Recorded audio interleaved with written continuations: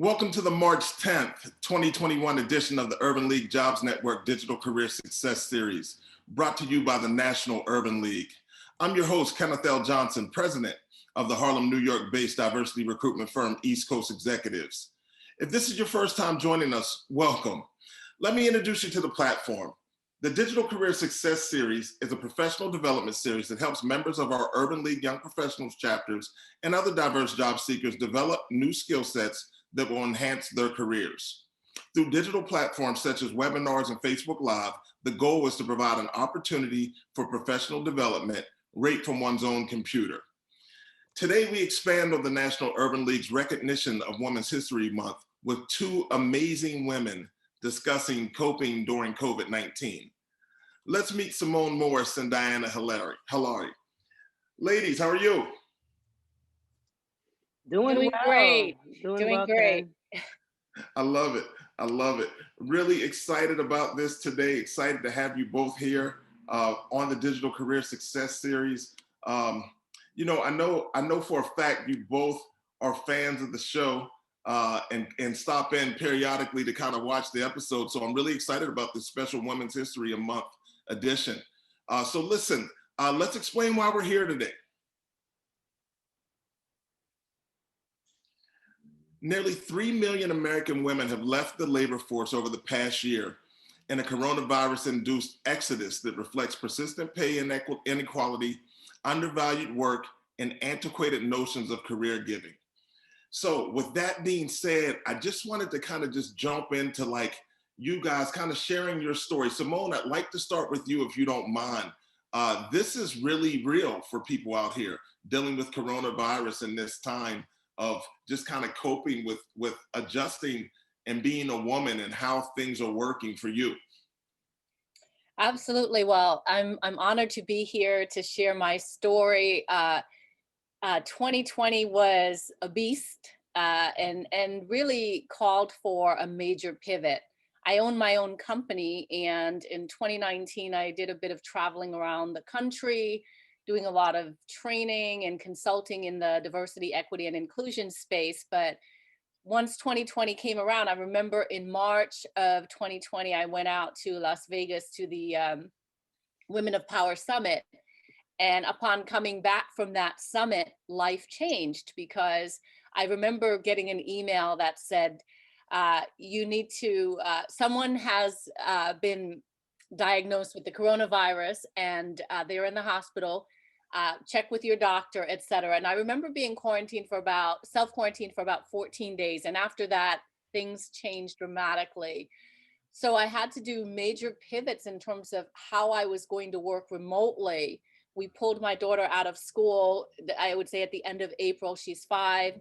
And so now we were battling in the home life with how do we juggle things with, a child in the house 24/7. And so it's been just a struggle and an adjustment to get used to remote learning, because we finally went back to school in September. But on the flip of a dime, it could be my daughter's back home. And when she's back home, she's in my space because she thinks I'm just up here surfing, or I'm not sure what she thinks I'm doing, but she wants to be involved. So yeah, a lot has changed. Wow. Diana, we were on the call yesterday and you were kind of sharing a piece of your experience kind of coping during COVID-19. Love for you to kind of give your personal testimonial to the audience as well. Man, I don't even know where to begin. Wasn't the summit amazing, Simone? I miss Women of Power. But 2020 was definitely life-changing. After 7 years being an executive with a major retail company, I got the notification Tuesday that Friday would be my last day. And I didn't think it was coming for my department. My entire department got eliminated. And then from there, it got really real. It was just like, okay, I can jump on unemployment. That's fine. I can find a new job. And then all of a sudden, we have a pandemic going on, and there's lockdown, and you have to wear mask and glove, and you got to stay quarantined. And something totally different and unexpected. You're in your family space 24/7, which is not something we are used to, which has been a discussion amongst a group of us. Like, we're not used to that, but then now we miss the interaction with everybody else. But at that point, I lost my job. I lost who I was, my title, my pay. And it was life changing because it was just like, wait a minute, who am I?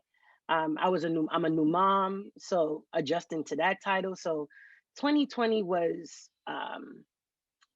challenging. But on the flip side, God doesn't give you more than you can handle, because I was able to start a new business, which He is providing platforms and doors that are busting wide open for me to walk through. So I'm super grateful. Wow, grateful to have you here today. And if you don't mind me kind of disclosing, you're not just a new mom, you're a new mom twice. I have toddler twins, guys, and they're here. I've put them situated. They have tablets, they have snacks, they have juice, they have everything they need to give mommy 53 minutes Listen, so we could get through this. well, if they choose to make a cameo appearance, we have one of the best audiences you can find on the World Wide Web. Our UL Jobs Network audience is amazing, and I'm sure they'll have a ton of questions for you. Probably they might even want to see the toddlers, for all I know, right? Everybody does, but don't Yeah, worry, their hairs are combed, they're put together just in case if one happens to come and ask me a question. I love it. So listen, I'd like to offer a few things for our audience today, just so we can keep this in mind as you guys kind of share the conversation. You know, I want the audience to kind of learn from women during crisis, right? I also want them to get information on how they can improve and combat work-related stress. So I'd like to keep that in mind. Also, we got a lot of people that are attempting to effectively manage their families, kids from home while also working. So hopefully we get a chance to touch base on that. And also, I'd like to provide them with some resources that they can use moving forward to effectively cope during COVID. So let's kind of get started. I'm going to throw a question out if you guys don't mind. But just Simone, for you, I know you're an entrepreneur. I know you're a mother as well. I see you on social media. You're still, it seems like you're still actively moving forward and pushing. But how has COVID-19 changed your work-life balance? I was about to say, what work-life balance? There is no such thing as work-life balance. You just push through and make things happen. And that's what I have found. I am looking for times where I can get work done, whether it's at night or early in the morning. I don't think there's a balance. I've heard before the word integration, work-life integration, and I think that just really resonates with me in 2021, because I have had to have talks with myself to be okay when I am training and my daughter's in my ear asking me a question to not like lose it, you know? So now I have learned to become vulnerable. And so I'll say to the audience, hey, heads up, I hear my daughter coming. My office is upstairs. I hear her coming. It's after school. And just in case, she may appear on screen. Whereas before I was like, do not come. I really tried to control it. And the more I tried to control it, the more it wasn't happening. So now I'm having conversations where I'm telling people like, listen, we're quarantined again. She's back home for a week. So she's here and she may show up, and being okay. Me being okay with it, and having others that I deal with saying, oh, it's fine. You know, even my students at NYU, they're like, it's fine, professor.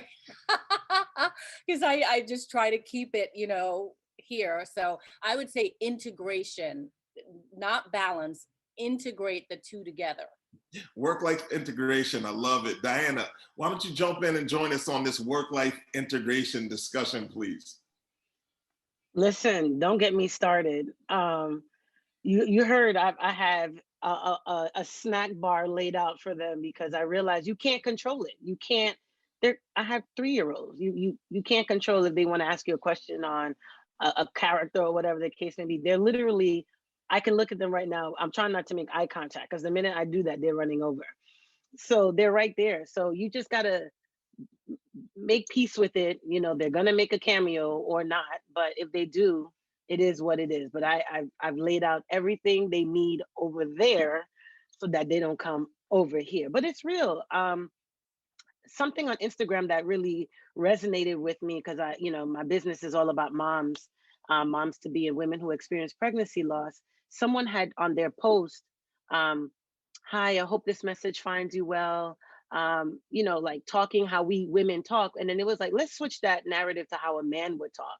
And there's no apologizing. There's no saying sorry. My kids are gonna make a cameo. There's no even telling you my kids are gonna make a cameo. If they make it, they make it. They don't, they don't, and they keep pushing through. But for some reason we feel bad.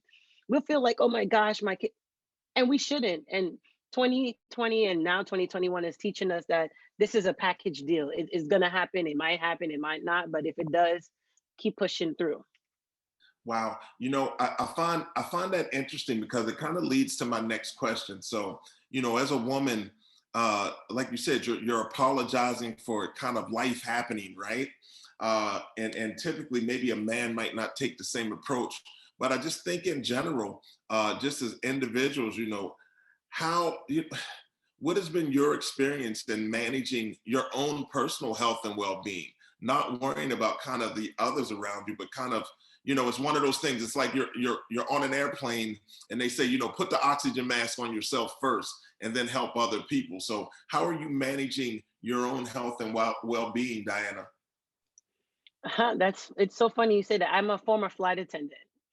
And so I remember making that we had a script, make sure you put the oxygen mask before you put others. But as a mom, I'm often reminded to take care of me first, to put on my mask before I put on my kids' mask. Because if you put it on their mask and you pass out, everyone is messed up, So it's hard as a mom because you just want to give your best and do your best and just keep on going and prove something to who. I'm not sure who and why, but my village and my tribe is constantly telling me, Diana, take care of yourself first, do what you have to do first, and then everything else will come through. And I hate asking for help, but 2020 and present has taught me, if you don't ask for help, then you're not going to get what you need. So I like that phrase, put your mask on first before helping others.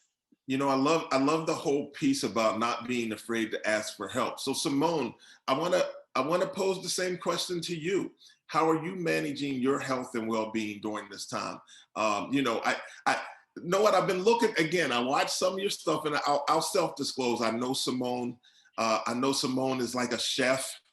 I know Simone's a wife, a mother. I see all the things you're doing. You're a traveler, but people tend to tell me that one, even not being able to do all of those things simultaneously can cause some type of stress. But just from an overall perspective, how are you managing your health and well-being? I would say that I'm doing better, Kenneth. And I don't think I was doing a very good job in the beginning. I was really trying to take care of everyone else. And I am a caregiver for my mom as well. And I had to finally listen to my body. I like to use a car analogy. I was on empty and I needed to fuel up in order to help others.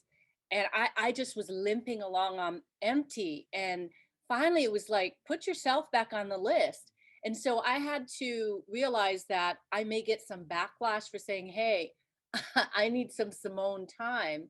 But I'm now at the point where I'm carving out time for me so that I can fuel up and handle all the different relationships that I have. But I know when I'm on empty and that it's time to check out, fuel back up, and come back out.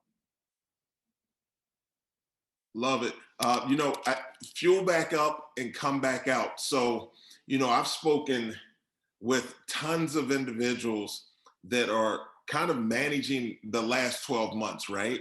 So although a lot of us are working remotely, we feel like we're working more now that we're working in remote environments. So that alone can result in work-related stress. So Diana, if you don't mind chiming in here, can you share any strategies or tips in combating work-related stress?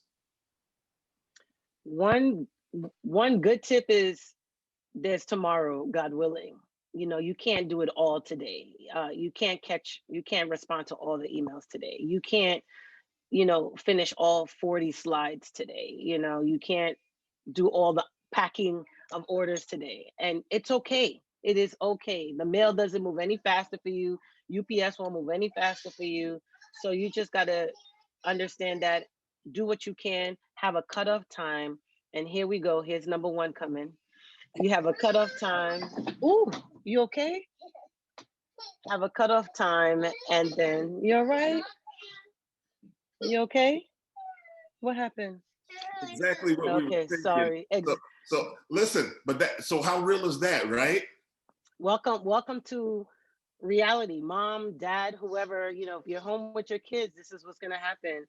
And she heard I have a little desk here so they can, 1 second, so that they can feel a part of the discussion. But have a cutoff time is my thing. Have a cutoff time so that it's done and you'll pick it up again tomorrow. So Simone, I want to come over to you again with the same question, really. A piece of your role, and I've been to your workshops, is really to kind of help people manage being effective at work, right? What is it? Driving their career, right? Taking control of their career. So with that being said, if you're trying to drive your career, but then for some reason, we all feel that it's a way of networking and kind of coming to work and delivering in that fashion. But now in a remote environment, some people feel invisible, some people feel overworked. How can people cope with work-related stress? Get a therapist. I love it. I put that out there because there's a lot of stigma around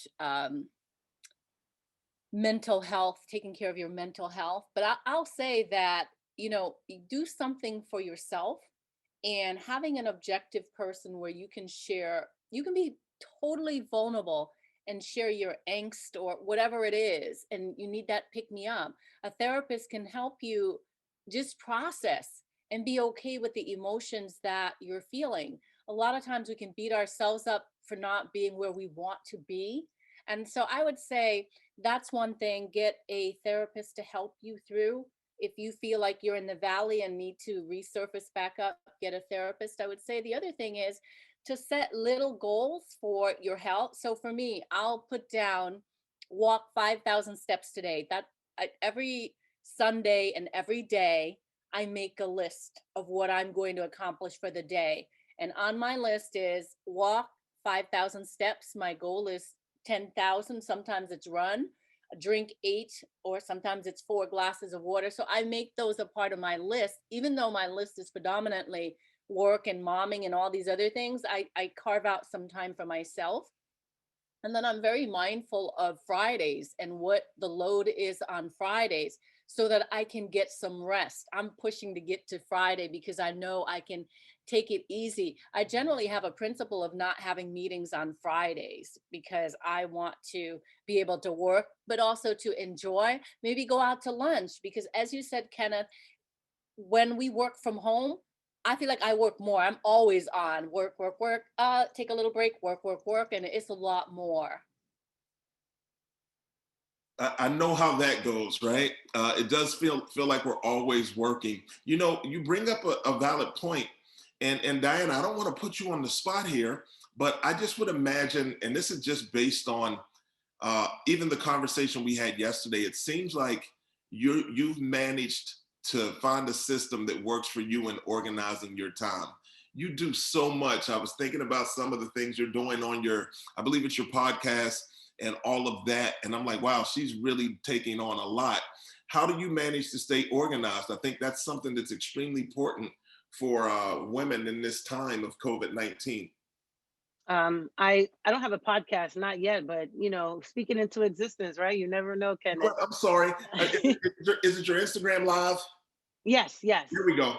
Yes. I have a team. I have an amazing social media partner who takes care of that grunt work for me. She does all the flyers and all the postings. Of course we have meetings and stuff, but that's an investment that is so necessary as a business owner to have someone take care of your social media for you, because running after toddlers, doing orders, taking care of me, home stuff, you things will slip through the cracks. So it's just having a team, having a tribe to rally around you and support you is how I stay organized. My best friend gave me an amazing book which outlines what are you going to do today? What goals are you trying to achieve? It makes you write down from 9 to 10, what are you doing? From 10 to 11, what are you doing? When is your break time?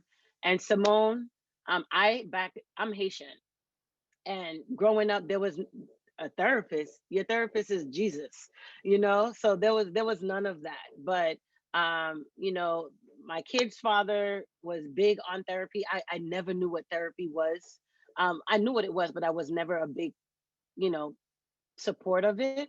But let me tell you, I have a therapist and a backup therapist because things are just super, super real. And I had postpartum depression. So that's what started everything. But yeah, get a team, get a book, write everything down like Simone said, and get a therapist or two. I love the planner or organizer suggestion. A close friend, Sophia Casey. I don't know if you're familiar with her, but she's created a planner. She actually lives by it, and she's one of the most organized people I've ever seen. She gets so much accomplished. Simone, you're writing books, you're doing workshops, you're speaking. How do you stay organized? uh, like I said, I'm one of those Excel spreadsheet. Uh, yeah, I put things in an Excel spreadsheet. I have goals at the beginning of the year for the year, and I have monthly goals, weekly goals, daily goals. So I think the only way that I stay uh, organized is to have accountability. So I have a list, and then my best friend, what we do at the beginning of each day is we send each other an email of what we're going to accomplish for the day. And during the day, we send updates that, done, not done, or whatever. And we always say, how can I help you today? So I have a partner to hold me accountable for what I said I was going to do. And then we have a weekly meeting on Thursdays where we're talking about, so what do you want to do? And as an entrepreneur, well, oftentimes the conversation is, did you make the amount of money you said you were going to make? Okay, what are we going to do to get you to reach that goal? And so having partnership to hold you accountable, whether it's a coach, whether it's a best friend, I find that that works really well. Man, an accountability partner. That's an amazing suggestion. Didn't think about that, but let's just even speak to the non-entrepreneurs on the platform. I do believe that everyone is a business of one, but as you're working in a regular environment, and I know Diana, that you just mentioned you were a flight attendant. I know you've done some other things. How'd that work for you? Were you completely comfortable with having accountability partners that were that close to you, like people at work? Um, I don't recall me having an accountability partner at work, so to speak. But one person for sure is my best friend Claudia. The book that she gave me is called the Self Journal. Um, yeah, it's a self journal, and this is my accountability partner. She's my accountability partner. What are you doing today? We have a fitness challenge going on. I challenge her to work closing all our rings every day for the next 7 days. And so that's pushing me, because at 9 o'clock at night, when you see you have like 10 minutes left, you're like, oh, I don't want to do this. But my accountability partner is about to ping me and say, thank you, Zoe. She's going to ping me and say, hey, what's going on? I didn't see you close. Yes, you can have some muffins. You didn't close all your rings yet. What's going on? Here you go, Zoe. So I love it. she's been holding me down. She's been holding me down. My therapist has been holding me down because I don't want to disappoint them. And so when I circle back with them, I want to be, here you go. It's in your cup. I want to be able to say, I did this, I did that, I accomplished this, I'm working on that. Man, I didn't get this done, but it's on my to-do list. So yeah, you got to have a tribe. And it's probably important not to beat yourself up if you don't get things accomplished. I would imagine that's a valuable just state of mind to be in as well. That's hard. The number one line that my circle tells me is give yourself some grace. Give yourself some grace, because I feel like I got to do it all. I got to be this superwoman. And at the end of the day, my S leans sometimes. Sometimes it falls off, but I have to give myself some grace. Indeed. All right, listen, I jumped in here to the Q&A. Listen, I want to share with our audience, while we have Simone and Diana here, please enter questions into the Q&A because we're going to have some time towards the end, but I want to get some of these in now as well. So the first question, have any of you experienced burnout, and what strategies or advice could you provide to help those experiencing these feelings? Either one. You want to go, Simone? Sure. I think burnout can go undiagnosed, because I feel sure that I have experienced burnout, even if it hasn't been defined as burnout. There was I definitely, listen, I come from corporate America. I did about 23 years in corporate America, and I took some time off after my final stint in corporate America, which was back in 2013. I feel like it took me like a year to re-energize, because I was so physically exhausted. At the time, one of my really good friends, she said to me, "You have adrenal fatigue." So that was the term that she was using. And there's actually a book around adrenal fatigue. I'll get it in a second.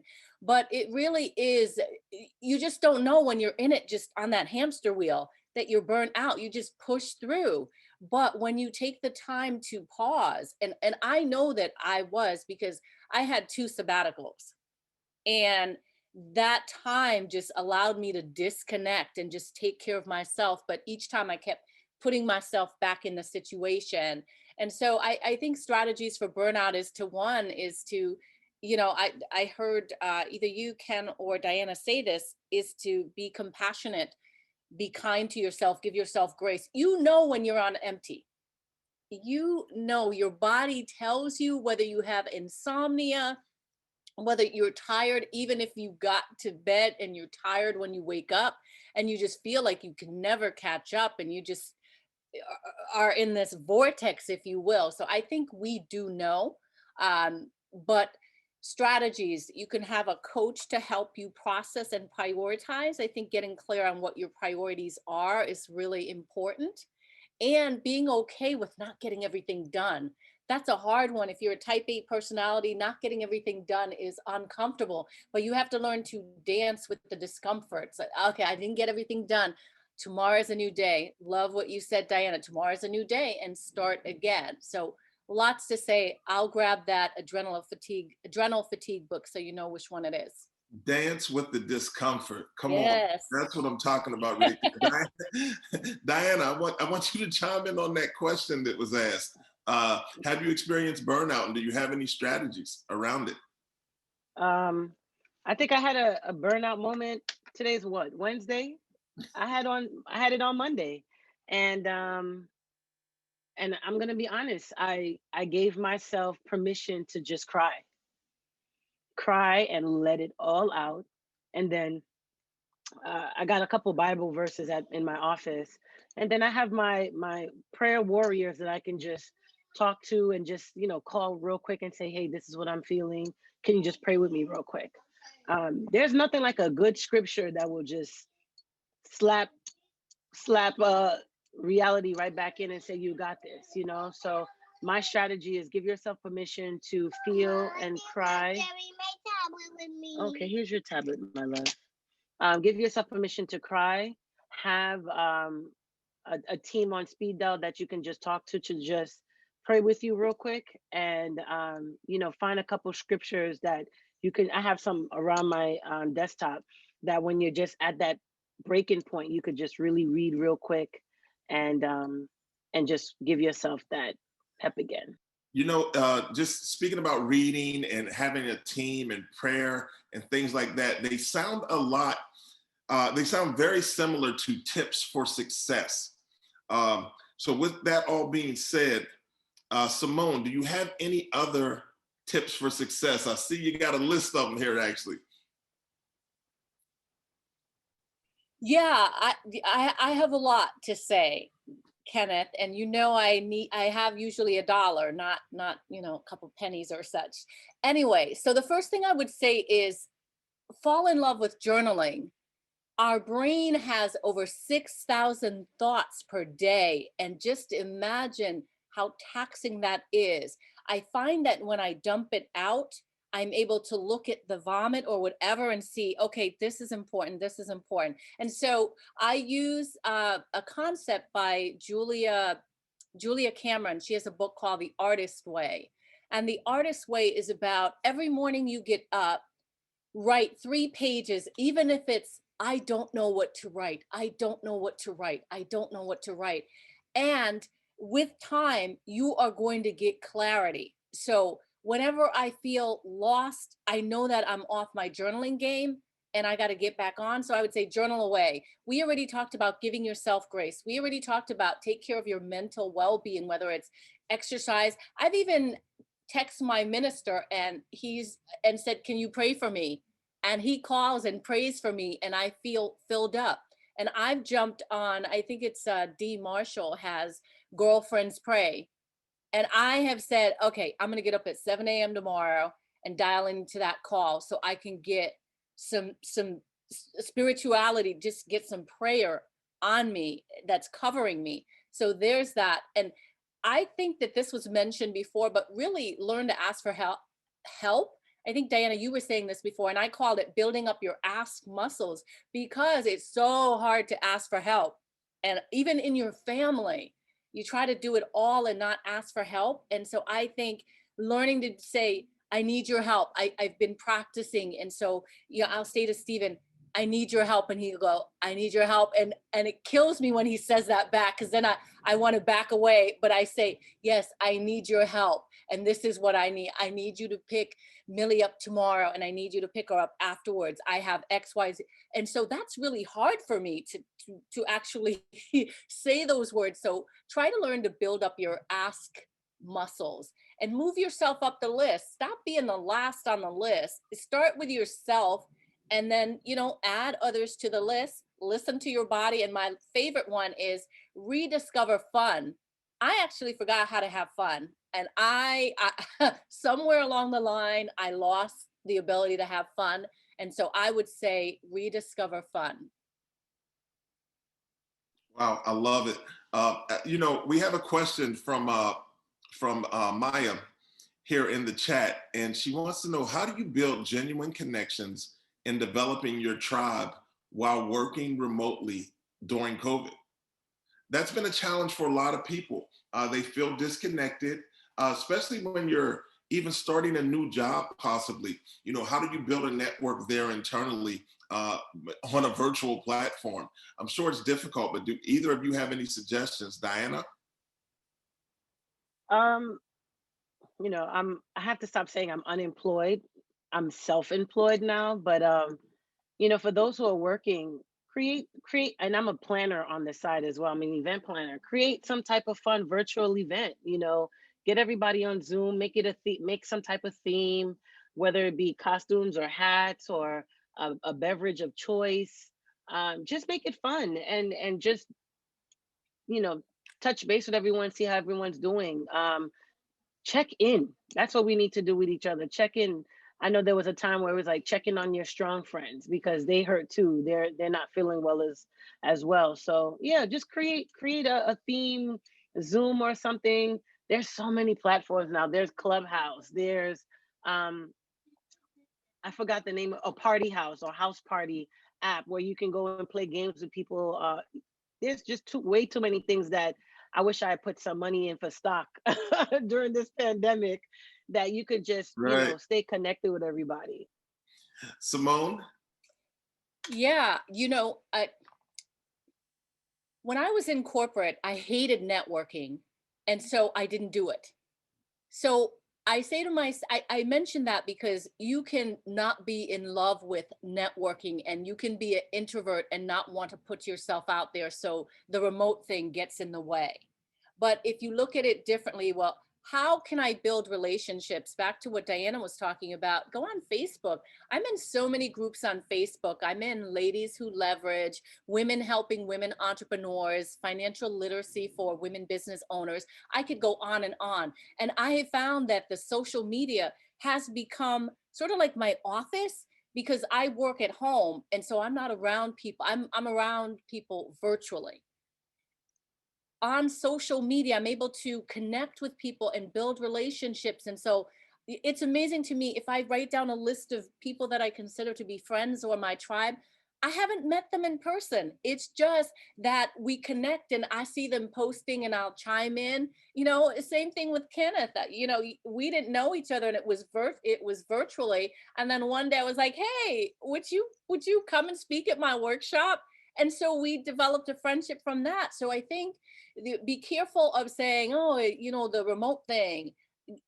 I acknowledge that it's a challenge, but it's also an opportunity, because just think, you can build a global network now. People are open to connecting with you virtually. You know, you saying that made me forget. I actually had forgotten that we met initially online through kind of networking. I mean, I came out to Westchester, you came to Philly to the radio show. I don't know if we've connected here in New York City at all, but if we have it escapes me, but I feel like I know you so well. So I really appreciate the connection. Actually it was shared within the chat that, we can make meaningful relationships here at the Digital Career Success Series. Please, if you're on the feed right now, share your LinkedIn URL with the other members of the chat today and connect through and see if there's some synergy. I definitely believe there are some relationships out there that you can really benefit from or that you can add value to. So with that being said, I want to get to another question real quick, and it's from Erica. And she wants to know, during this worldwide pause, what is something new that you've learned about yourself, positive and or challenging? Diana? What did I learn new about myself? That God makes no mistakes. He made no mistakes with me. I'm where I'm supposed to be. I'm doing what I'm supposed to be doing. I'm where I'm supposed to be, and it took me a long time to figure that out, because I lost who I was.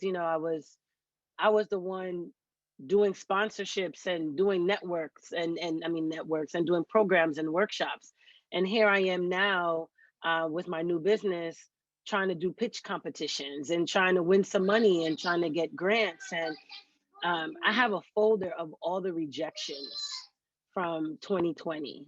Um, Call it crazy, but I needed to see how many people told me no. So when that one yes comes, I can celebrate it, because the no's are real. When I'm educated, I have a decent resume, I have experience, bilingual, and then people are telling me no. It's just like, man. But I learned God makes no mistakes, and I'm where I'm supposed to be. I love it. I love it. That's a very grounded approach to things. I'd like to chime in. We got a question from Mr. Young. So it reads as such. In the virtual world, we may meet 2 to 3 times the number of contacts that we would meet face to face. What type of relationship management strategies do you use to manage all of your contacts and ensure that you are contacting people and engaging them on a regular basis? If either one of you guys want to chime in, I'm all I'll for jump in. I'll it. jump in real quick. I love putting a list together, a spreadsheet of just people to just touch base with, and probably like on a monthly basis, I would just shoot an email and say, hey, just checking in, want to make sure you're all right. Anything new? How can I support you? I love writing cards and notes to people. I love putting stuff in the mail. That's a lost art. So that's how I stay connected. I'll jump on LinkedIn and shoot a little message to folks, because you just don't want to reach out to people when you need them. So just monthly or quarterly, just saying, hey, just thinking about you. I hope all is well. Is there anything you need help with, or whatever the case may be? Because that's how I got to where I am today. I think that's a really valid point. Oftentimes we look at social media and maybe we view it as a one-way interaction, right? Simone, oftentimes I see people like yourself reaching out and adding value to others on social, offering advice, commenting on some of the posts. and maybe sharing information like the book you just shared here on this platform. You know, what have what have you kind of learned about yourself through this process? We've been kind of locked in for a year. Anything challenging, anything revealing that you've kind of taken through this COVID-19 pandemic?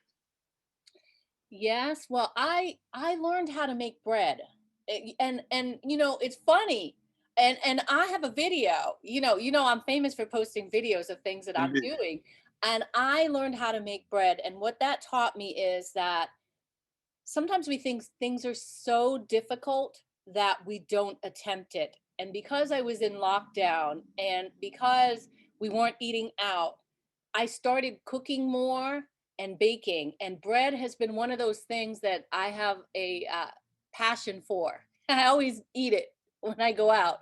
And so I learned how to make bread. And it opened my eyes to, well, how many other things can I do that I think I can't do, and I don't even try. So I think one, I am resilient. I've gotten the no's, and I have learned from someone at a conference said no is next opportunity. So I've gotten no's and they hurt, but then I get back up. I get back up and I try again. And so I am resilient and I can figure things out.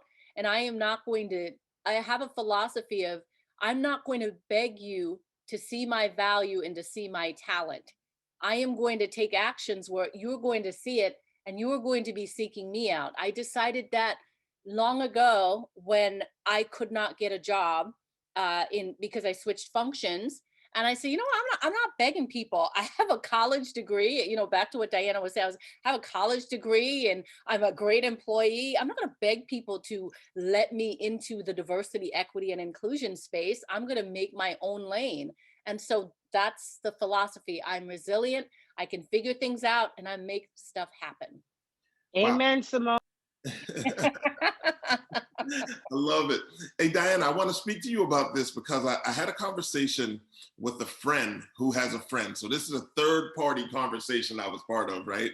But their friend recently lost their job after, I want to say 17 years during the pandemic, was required to really reevaluate the way they were living, like downgraded their automobile and everything. And they're feeling really bad about their inability to connect with employment.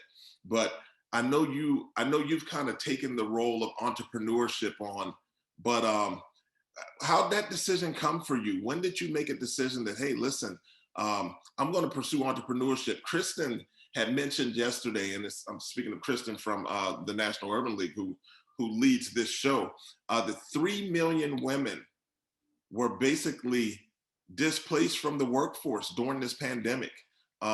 Any suggestions, any advice for individuals that are considering entrepreneurship right now? Do it. Do it. I read Shonda Rhimes' book Year of Yes, and just do it. What do you have to lose except to sit down or lay down one day and said, woulda, coulda, shoulda, or I wish. Do it. You never know what's gonna happen. I started When She Comes Home because of my own personal experiences. And, I'm in a sorority, and, my sorority sister will support me. My family and friends will support me. I'm going to put a box together and keep it moving. And then all of a sudden, American Express gives me $25,000. I raised $11,000 in less than 30 days. I win a pitch competition for $2,000. And it's just pouring in and pouring in the blessings and the platforms and the doors and the windows. Good job. And everything just keeps opening. And I'm like, oh, this is where I'm supposed to be. I've interviewed with the top markets and brands and companies. I've gone through 8 rounds and still got a no, which made me question, why did I get a bachelor's? Why did I get a master's? Why do I have over, 15 years of experience? It made me question all of that. And I'm like, you know what? I'm gonna be my own boss, and I'm gonna, create my own table and pull up my own chair. So at the end of the day, if you have something that's burning inside of you, do it, pursue it, ask for help, because you never know what's gonna happen and what's gonna come from it. You never know who you're gonna help, who you're gonna save, and who you're gonna bless with it. Wow, I know you just said good job to one of the twins, but I want to say good job to you as well. That's amazing. I'm so happy for you. Simone, let's talk about this. You know, you're Ms. Drive Your Own Career, right? Take the driver's seat, I believe it is. So I'm just curious, right? I really would like to know, um, what do you offer for people? Like what does if how does one seek out new opportunities during this pandemic? What's your advice? Well, I'm going to push my podcast because I interview people about how they got to the driver's seat. So the Power of Owning Your Career podcast is one thing that they can listen to. I just did an interview yesterday with Matt Pritchard, who has Find Your Dream Job. His podcast is another podcast. Kenneth, you have your podcast, The Career Seeker Show. There's so many. I think, you know, stop being a passenger. If you're feeling like stuff is happening to you, that means pretty much that you're being a passenger, because you have to shift your perspective. Okay, this is happening to me. Now, what am I going to do about it? And that's what I call the driver's seat. Move to the driver's seat and give yourself some thinking time to figure out what you want to do. So figure out, do I want to be in corporate, or do I want to be working for someone else, or do I want to be an entrepreneur? And then start putting yourself out there. If you're shy, look at writing articles, creating a blog, creating your own personal website, sharing your message, creating an Instagram account and sharing your thought leadership so that you start to draw in favor. Instead of waiting for things to happen for you, start pushing out your thought leadership to the world. You know, I love the fact that you reference Mac's podcast. I've been on Mac's actual podcast. Although I don't have a podcast, to Diana's point earlier, maybe you're pushing me to get one, Simone. We have repositioned the radio show on occasions, the Career Seeker Show live on WPPM 106.5 out in Philly. We have positioned that as a resource for career seekers in a podcast type format by doing it on Facebook and things of that nature. But I think Mac's podcast, and Mac, where's Mac? Mac is located out in Oregon, I believe. Yeah, Portland.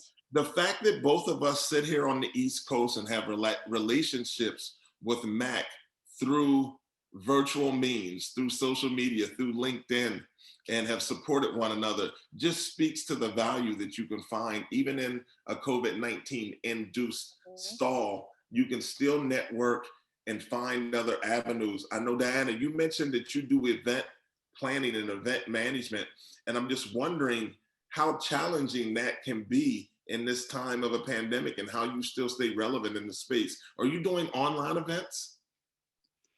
I put my business is called Hilaire Affairs. I put that on pause since the pandemic started because I was planning. I don't do weddings, but my sorority sister was like, "You have to do my wedding." So I was in the midst of doing her wedding, but you know that paused. But right now things are slowly coming back. You know, you can do 150 people at a wedding now and things of that nature. So no one has reached out to me to do a virtual event yet. I do an annual Mother's Day event, a really nice one. So I'm considering doing that virtually. But other than that, I've all my energy and focus has been on when she comes home. Got it. Love it. So I'm looking here in the Q&A, right? So I'm going to ask this question, and I'm going to let me move this over here. Okay. So it's a pretty long question, but stay with me here, right? So what if you're a millennial used to starting from scratch, finding it challenging to make new friends when there is insecurity about staying in one place/location, especially for those of us on music platforms, but not social media, and we're used to our relatives planning things out for us. I think, you know, I'm gonna answer this piece of it. You might want to embrace some of the social media platforms that allow you to connect and network, like LinkedIn as well. But then now I'm going to leave it to you guys to kind of filter through the rest of that question. I would point at, well, two things. I would suggest Toastmasters to build your confidence, seeking out a Toastmasters organization. That's one thing. And I would suggest Clubhouse, toying with Clubhouse, because you don't have to get all into the nuances of the social media, and it's like talking on the phone. So I think that could be something that you could explore, leveraging that. And you just have to be courageous in putting yourself out there and challenging yourself to do things that you have not done before, and then take the learning and keep trying new things till you sort of get into your groove. Diana? I agree. Clubhouse is the move right now. There's a room for everyone and everything. So, you know, get I guess you have to have someone sponsor you into Clubhouse. So get a friend to sponsor you into Clubhouse, play around with it, see what they're talking about in these rooms. And then Facebook is investing a lot of money in commercials about groups. Simone mentioned it earlier. You know, find some groups, type in the search what your interests are, and then find a group. I'm in one called the Mommy Grind, and that has over 40,000 women who are moms. And No, if no, I can't figure it out, let's speak about that. Let's talk about resources. So the Mommy Grind. yeah, the Mommy Grind is my go-to. They're amazing. If you have a question about potty training, or my kid hasn't pooped in 7 days, or who combs your daughter's hair, or what products, whatever you can possibly ask for. Is there any programs for young boys, whatever the case may be, the Mommy group, because it's all over. It's all over. So anybody at 1 o'clock in the morning, someone would chime in. Oh yeah, you have my resources up here.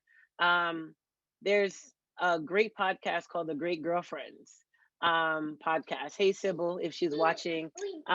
Sybil is actually who said to me, hold on, Papi, asked me, how can I support you? Okay. Sybil asked me, how can I support you? And then from there, here we are with when she comes home. And sometimes asking for help and putting that out there is can be a blessing. Therapy, I have backup for the backup. So here are my two therapists that I go to.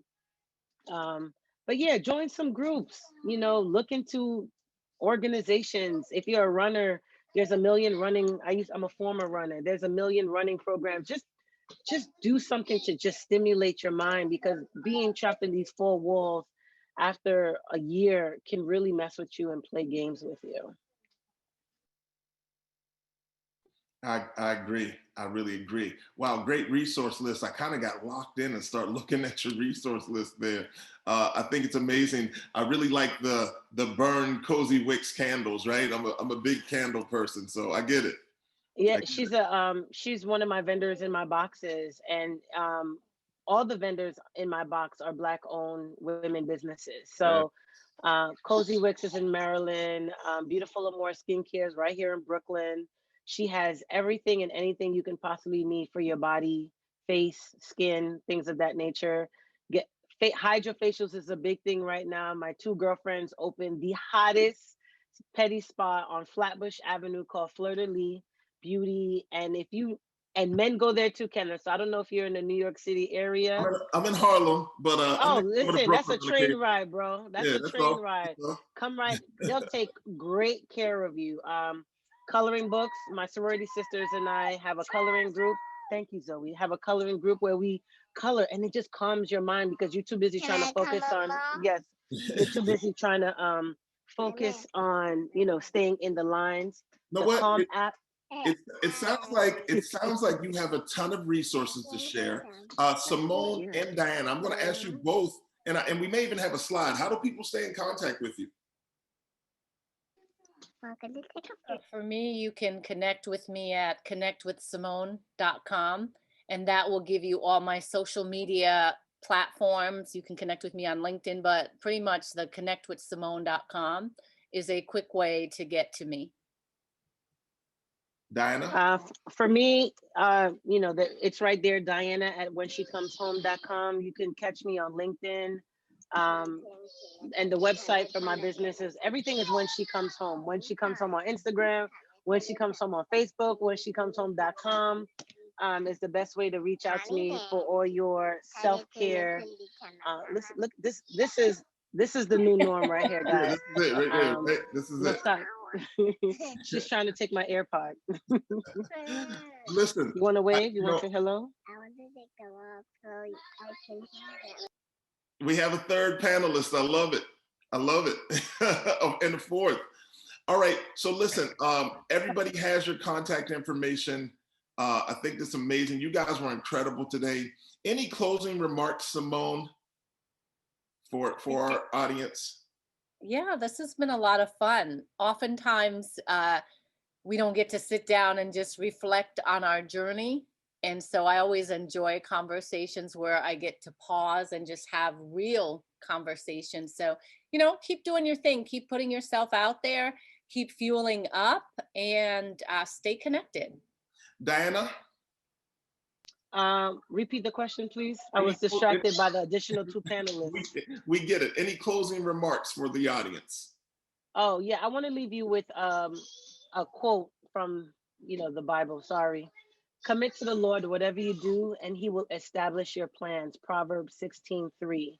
So whatever it is that you want to do, surrender and give it to God, and trust that he has those best interests for you, and pray that he guides your step and watch you grow.